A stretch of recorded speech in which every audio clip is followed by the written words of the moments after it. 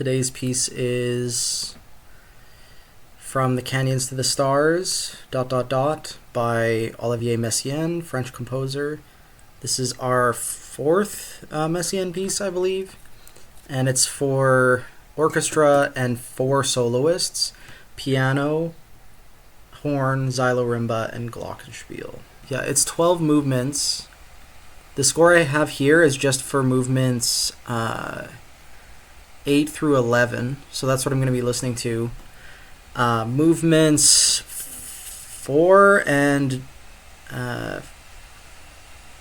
9 are for solo piano, and movement 6 is for solo horn. A little bit of background on the piece. So Messiaen was commissioned to do this piece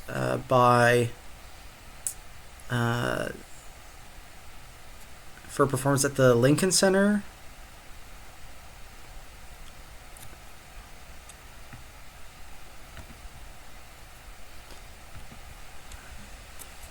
Yeah, and his second wife, Yvonne, premiered it along with Sharon Moe on horn, and it was conducted by Frederick Waldman. It's inspired by Messiaen's visit to Utah and his observations of the Grand Canyon, I think. Or no, it's Bryce Canyon. But yeah, that's sort of the inspiration for the piece. Messiaen, of course, is famous for his transcriptions of birdsong and his like sort of deeply Catholic, religious focus on the natural world and nature. At least that's what he was very much interested in the second half of his career.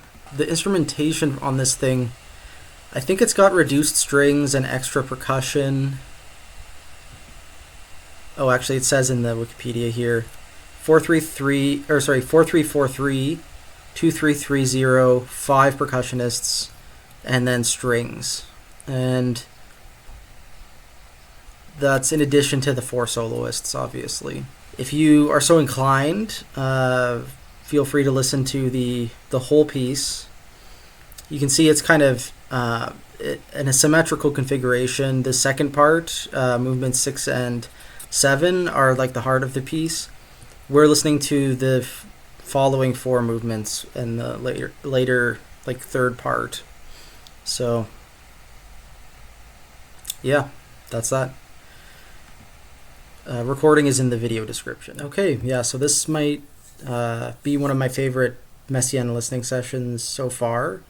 I actually think it is my favorite because I wasn't familiar with this piece at all, and these 4 movements at least were really engaging and interesting, and there's like these definite like major chord moments and like catchy melodies that kind of reminded me of Turangalila Symphony, without it being too like overly orchestrated or heavy, and the interplay of the soloists with the orchestra is a bit more interesting and fresh, and there's more of a back and forth than a lot of movements in Turangalila.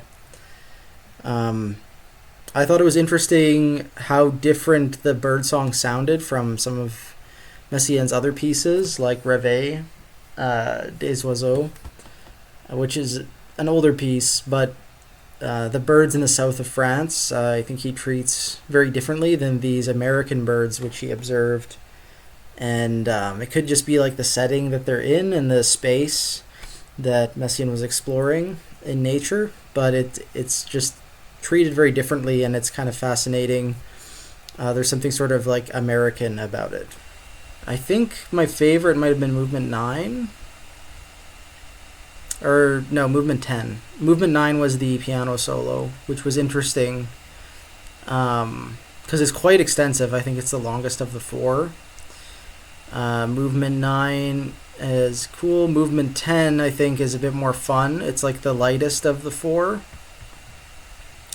And it's the one with a lot of wind machine in it. It has this like weird theme that keeps coming back, which is just like a C major chord. that's arpeggiated. It kind of reminded me of Close Encounters of the Third Kind. So that was kind of fun. And yeah, I just felt like movement 8 was a great sort of introductory thing, and it was very hypnotic. Movement 11 had a catchy like opening, but it sort of got into the more complicated territory where it's bringing back themes from other movements, and it has a long solo piano section which doesn't quite fit with everything around it. So that's getting onto the heavier side, but I think this 10th one was my favorite.